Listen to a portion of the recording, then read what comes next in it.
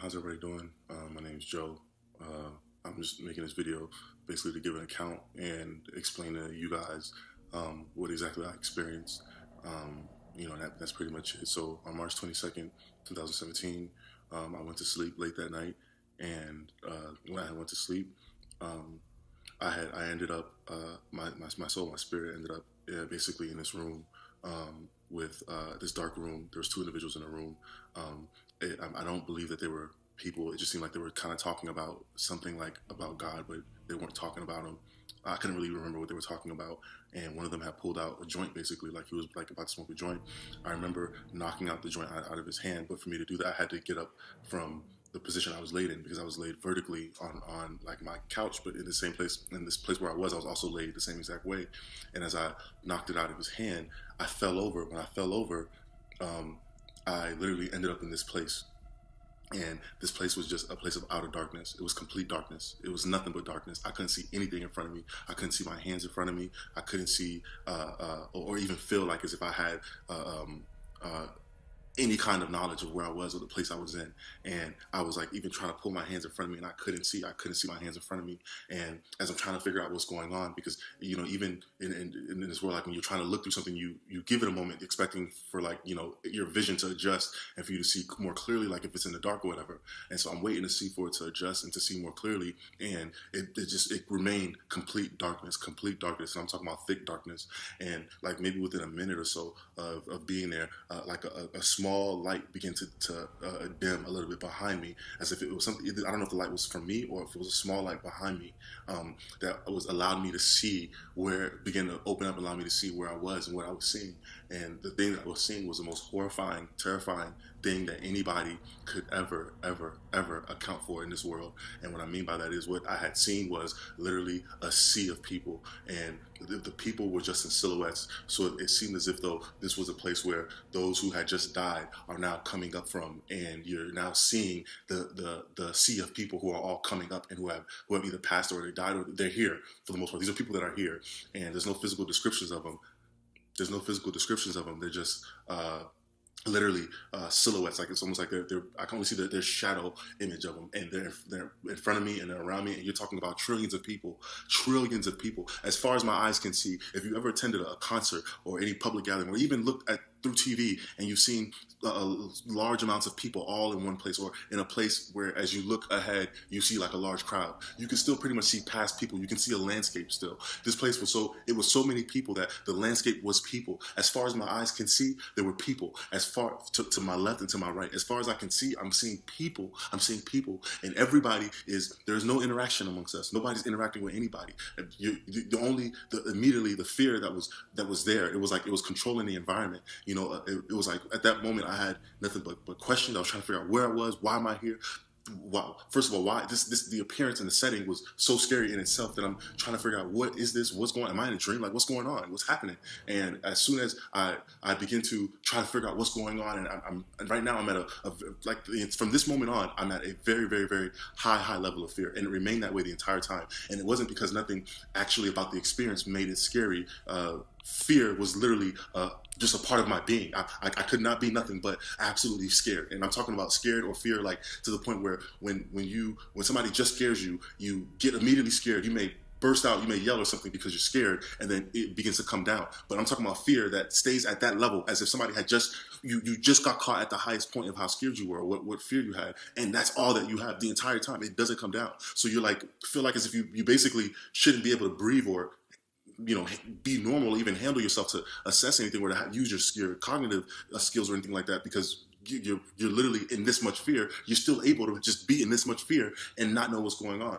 And so literally I would say like maybe there's no time, so I can't say what moments of time. I know that from there I then had been moved to these what appeared to be these caves. And so I had moved, not walked, but it was like a moving thing, like a force had brought me over to these caves, as if this is where these caves where I was supposed to go and belong. And then now it had gotten dark again to where I couldn't really see. So I'm trying to navigate through caves, and I'm kind of bumping into these fixed boundaries. I don't know what it is, where it was, but I'm just, okay, I would either go right or I would either go left. I would either turn left or then I would turn right. And I'm trying to find my way through, and I couldn't find my way through until I eventually got to this one place where it was a cave. It was a cave and descriptively just like a cave, but it was somewhat put into like I would say it's a club setting, but I didn't see any bars. I'm not seeing any drinking. I don't see anything like that. I just see people seem to be dancing without any music at all. No music at all. I'm not hearing any music at all, but people are almost like slow dancing as if they're just bopping their head to a tune, but there's no music playing at all. And as I'm trying to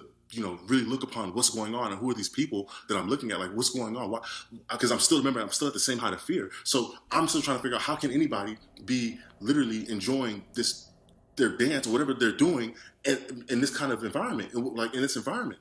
And so I look over and then I see this young, this appeared to be the only being that was there that somewhat seemed like he recognized me. Everyone else seemed like there was a controlled force as to their bop or their slow motion, two-step, whatever it was. He's looking at me. As he's looking at me, he has on these dark shades, and I'm trying to figure out. As I was thinking to myself, like I'm trying to figure out what exactly is like going on with him. Because I'm thinking in my mind, obviously, again, I want to make it clear that like when I was there, when what my thoughts were just as communicative as if you would speak. So as I was thinking, as I would think, is how I would be able to move too. So it was like, as I would think I want to go over here to go to this part because I'm trying to get out the cave before I got to that place.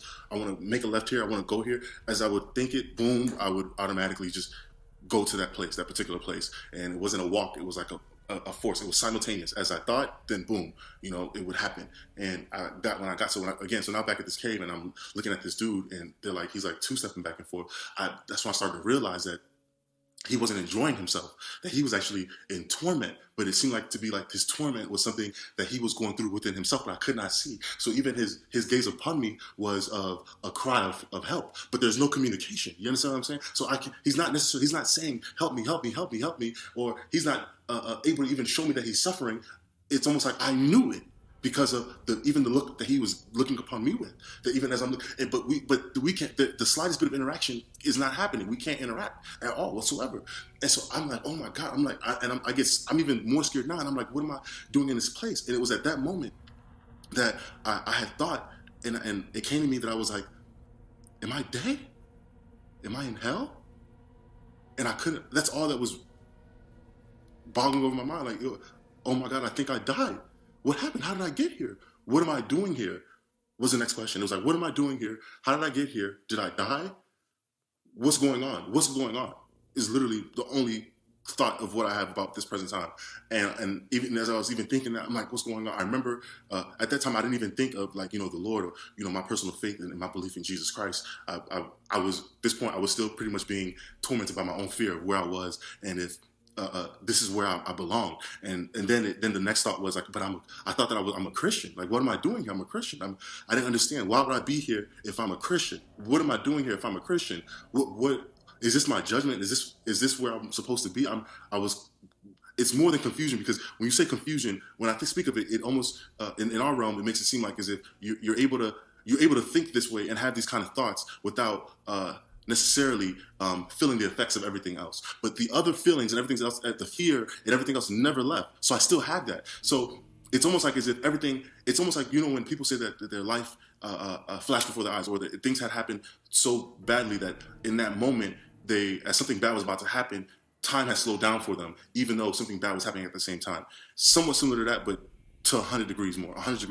You're able to still feel exactly the fear that you felt and still have a bunch of this knowledge about where you are and why. Because the funny thing is, I asked myself, I said, am I in hell?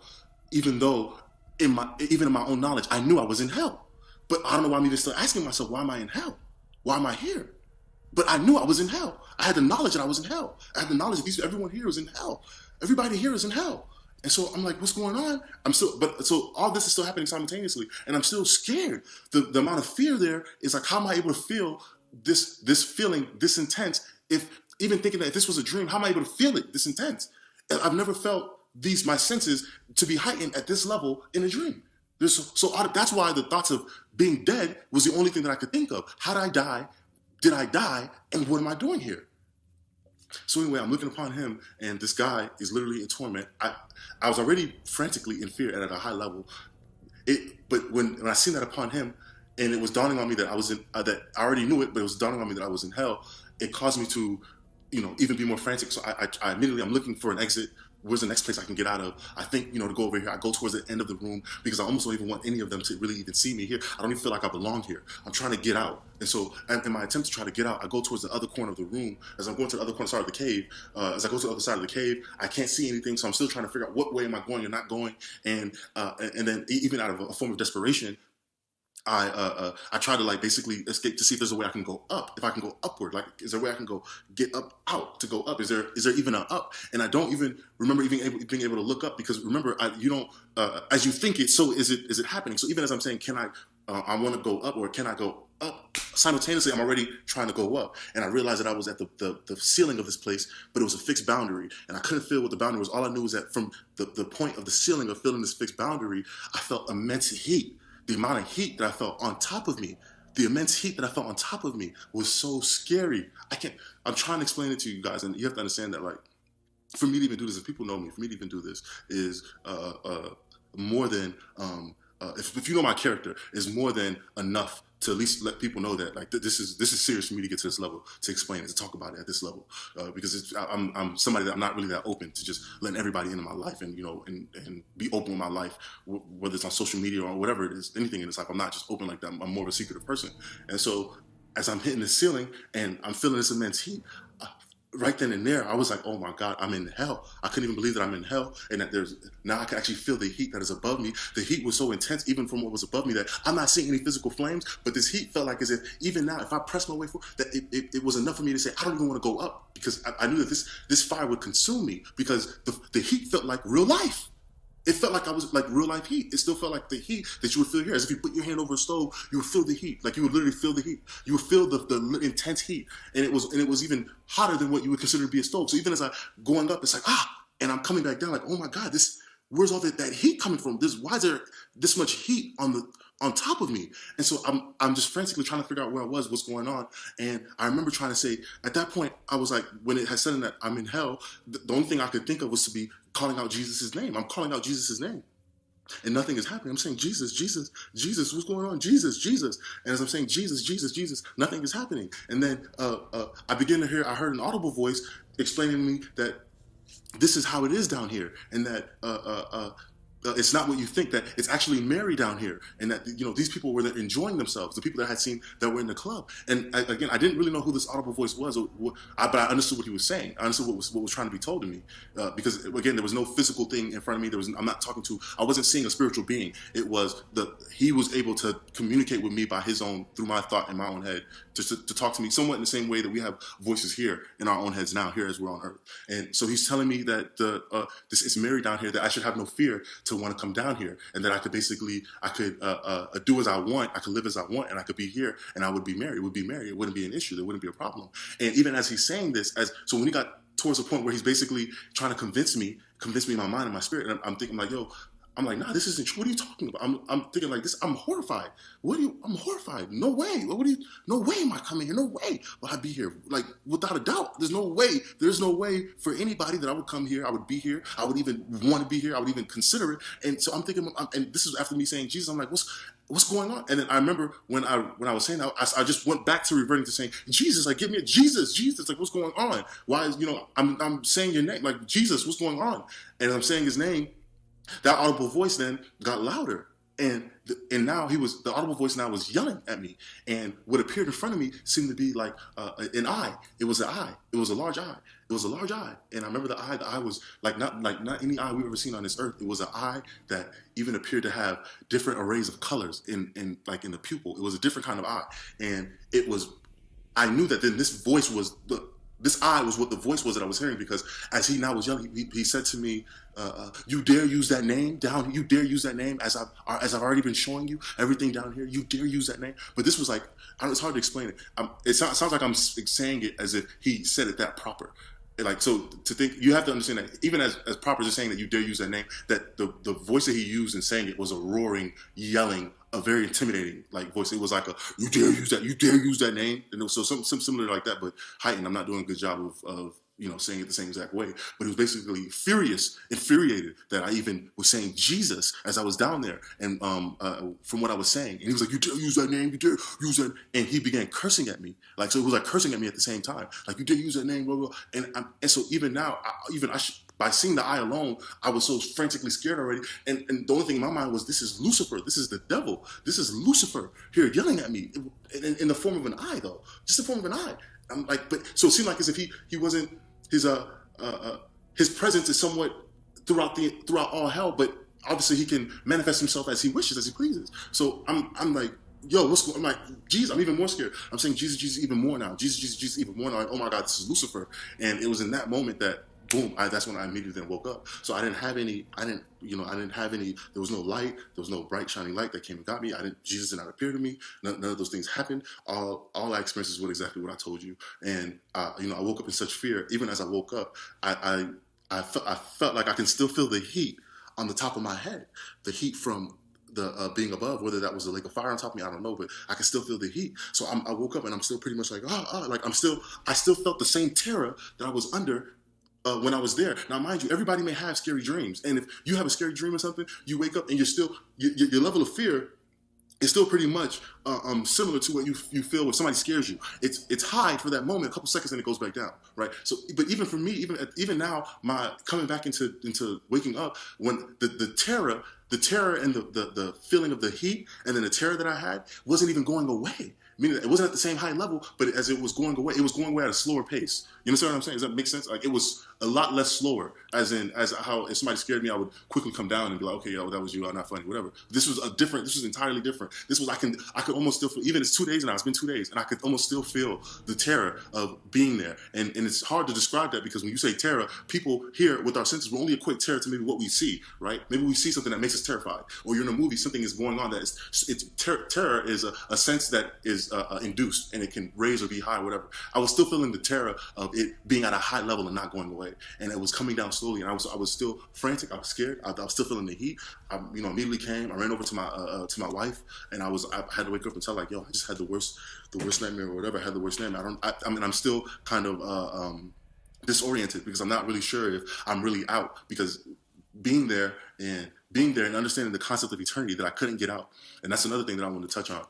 Because remember, again, the reason why it seems like I'm describing this stuff out of sequence is because it's all happening simultaneously. So remember, I said that I had the knowledge. So even though I'm not saying, oh, I'm here for eternity, I didn't have to say that to myself. Everyone had the knowledge that you could not get out. Or at least I'm going to say I did. I knew and I understood I could not get out. And not only that I couldn't get out, but that I was here forever. I understood that I am absent of time, and this place goes on forever.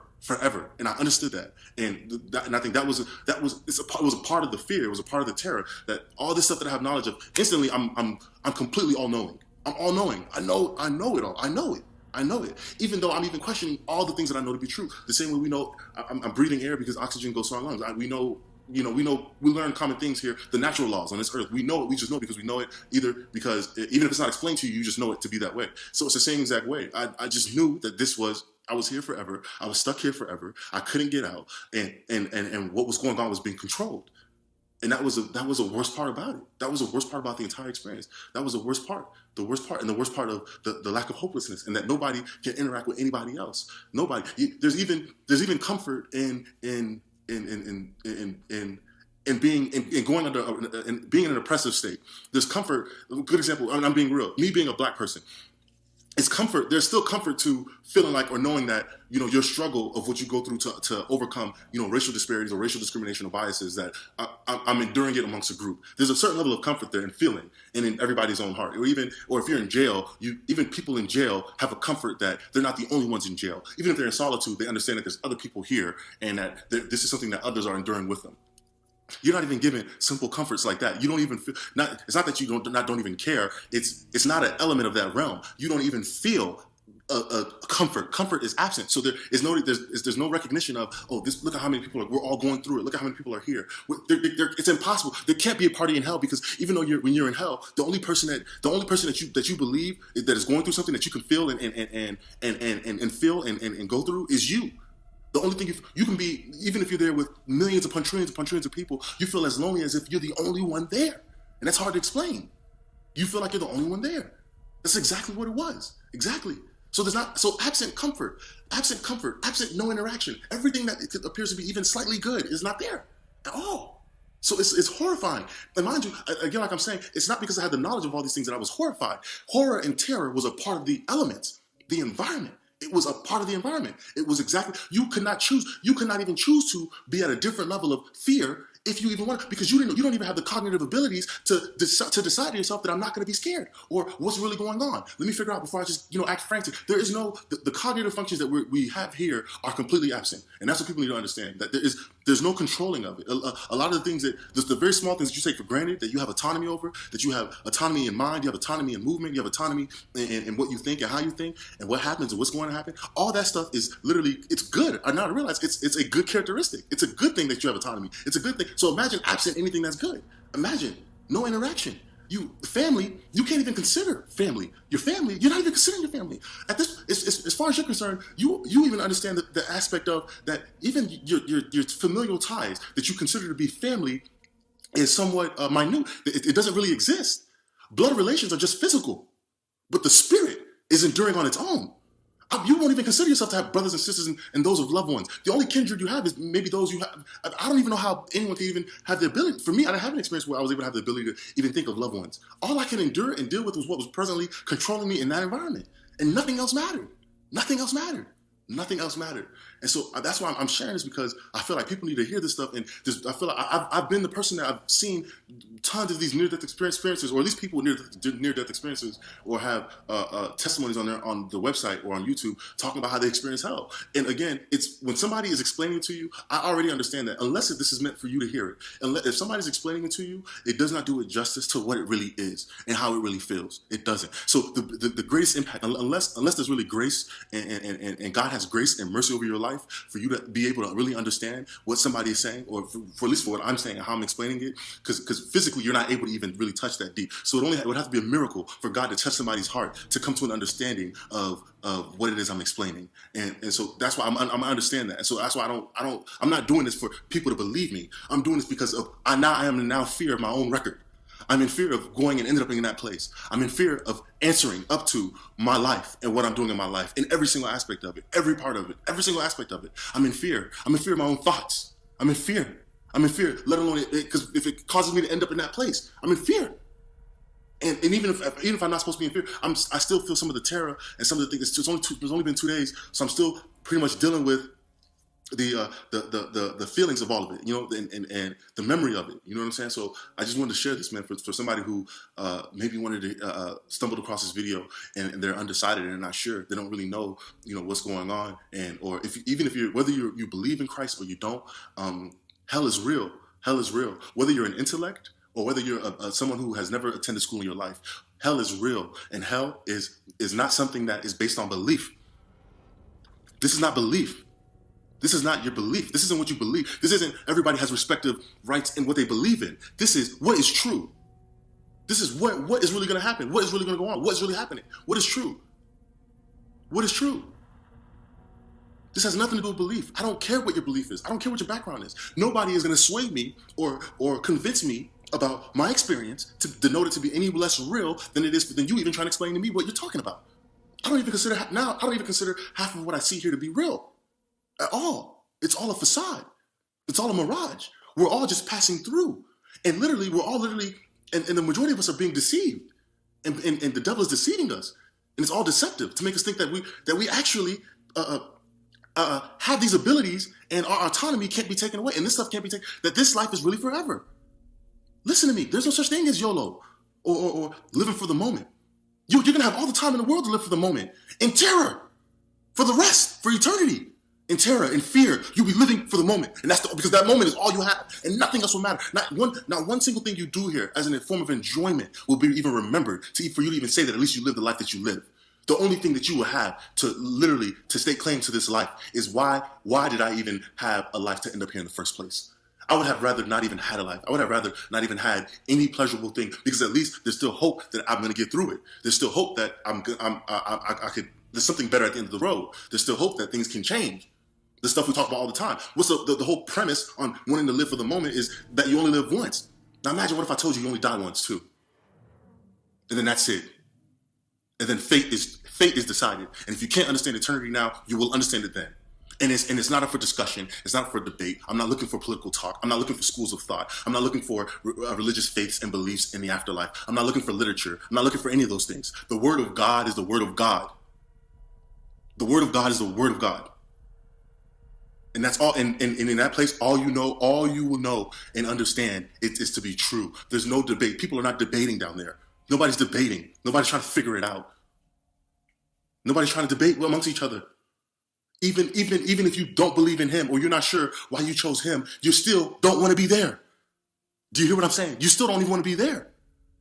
So I know that even if you're a devout Satanist and you believe that you follow him and Satan is you adhere to his principles and you like and you believe in what Satan is doing and what the devil is doing and you like that way of thinking or whatever reason is why you chose him or you choose that path, you still won't want to be there. You still will not want to be there. You will not want to be even thinking of why you chose him. All you're going to want to do is beg for your life to get out of there. Everyone is trying to get out. Everyone is trying to get out. And nobody's concerned about the suffrage of anyone else because what you're going through is so heightened. It's such at a high level of what you're dealing with alone that you probably couldn't even remember if you had a mom. You couldn't even remember if you had a life once before. How many brothers and sisters you have. These things are not even of concern. Who's your loved one? Where's your kids? None of that stuff. None of it matters. None of it. None of it.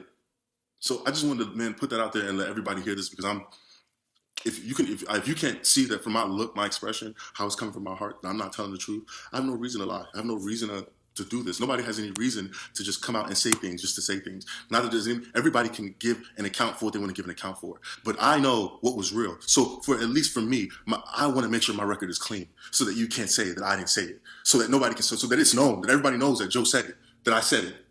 I want everybody to know that Joe said it, that I said it.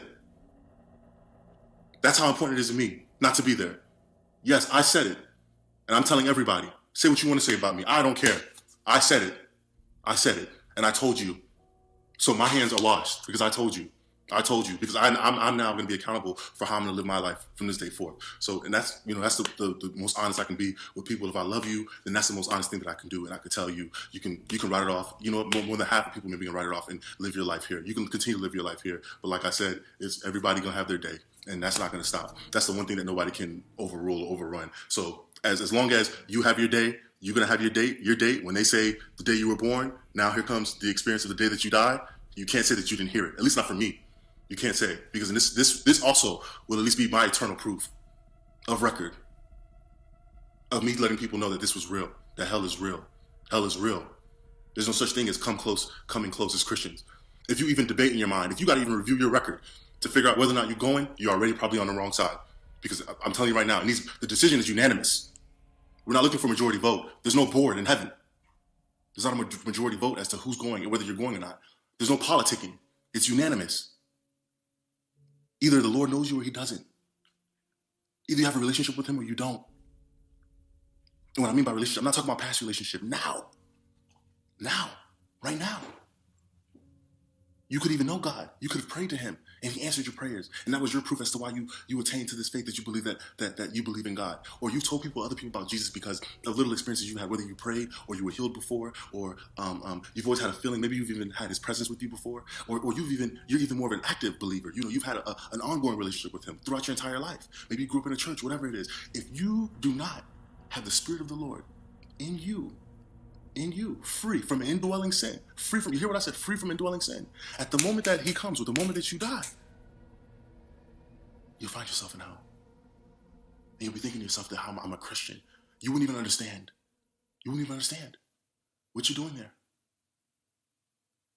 You won't understand. That's too much of Russian roulette for me. That's too much. I'm not looking to come close. I'm not trying to just get in. Because now that I realize there's no such thing. You can't think with your carnal mind. There's no such thing as just now getting in. You're not going to just make it in. There's no such thing. There's no review of the evidence. You're in or you're out. Either his blood is on you or you're not. Either his spirit is in you or you're not. Because it's not merit-based. It's not based on what works you do, what good things you perform. That's what I mean. It's carnal. Because even as somebody you think you're a Christian, you ain't gotta believe in all that spiritual stuff. You just believe that if you're a good person, that you're gonna make it. There's no review. Do you get what I'm saying? At death comes determination. At death comes judgment. And there's no appeal. I don't even know if you'll even have time to their disagreement. Like I said, when I was there, everybody, it seemed zombie-like because everybody literally could not do anything about it at all. So it's like, so what you think and believe means nothing. You have no power. What you think and believe means nothing. You have no power. So you better tap into the source. You better find out who really has power. Who is the king of this earth? Because everything here perishes. And not buy into the lie. Don't buy into his lie. Please, I'm begging people, please do not buy into the lie. The biggest lie of them all. We are not gods. At all.